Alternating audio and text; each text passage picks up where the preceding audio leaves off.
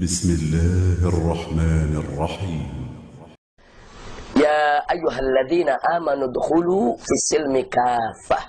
Hai orang-orang yang beriman, masuklah kamu sekalian ke dalam Islam secara kafah, secara menyeluruh. Artinya kita tidak boleh memeluk agama Islam, menjalankan syariat Islam ini secara separuh-separuh, secara parsial. Tapi kita harus menerima syariat Islam itu secara keseluruhan. Jadi jangan sampai ada seorang muslim yang di dalam sholat, puasa, zakat, haji, dia berpegang teguh kepada sistem Islam, kepada ajaran Al-Quran dan As-Sunnah. Sementara di dalam konsep bernegara, bermasyarakat, berbangsa, dia tinggalkan sistem Islam yang sudah diajarkan oleh Nabi SAW, yang sudah dituangkan di dalam Al-Quranul Karim dan As-Sunnah An-Nabawiyyah Syarifah. Nah, apalagi kita lihat dalam surat Al-Ma'idah, bagaimana Allah Subhanahu wa ta'ala memberikan predikat, yaitu kepada orang-orang yang menolak hukum Allah, yang menolak sistem Islam dengan predikat kafir, zalim, fasik. Allah nyatakan di dalam surat Al-Ma'idah ayat 44 di akhir ayat, Wallahu Subhanahu wa ta'ala qal, wa malam yahkum bima anzalallah faulaika humul kafirun.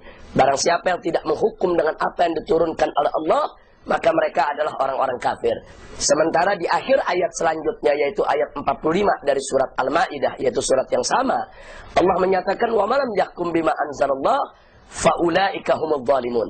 Barang siapa yang menghukum yang tidak menghukum dengan apa yang diturunkan oleh Allah Subhanahu wa taala, maka dia adalah orang-orang yang zalim.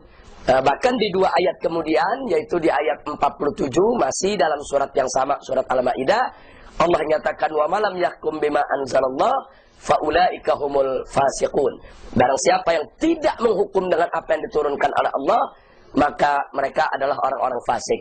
Na'udzubillah, kita berlindung kepada Allah Subhanahu wa taala daripada predikat-predikat yang Allah sudah nyatakan di dalam Al-Qur'anul Karim. Semoga kita tidak termasuk dalam golongan ini. Nah, selanjutnya yang ingin saya tekankan di sini, setelah kita membaca arahan dari Al-Quranul Karim, maka tidak perlu lagi ada alasan di antara kita untuk ragu-ragu di dalam memegang sistem Islam yang dibawa oleh Nabi SAW.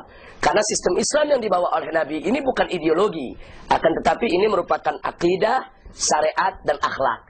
Nah, sementara demokrasi yang ditawarkan oleh orang-orang barat ini hanya merupakan ideologi, karena ini merupakan hasil daripada akal insani, ini produk akal manusia yang di sana sini banyak celah, banyak cacat, dan banyak kekurangan.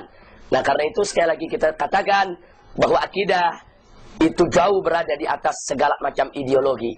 Nah, Islam bukan ideologi, Islam adalah akidah, syariat, dan akhlak.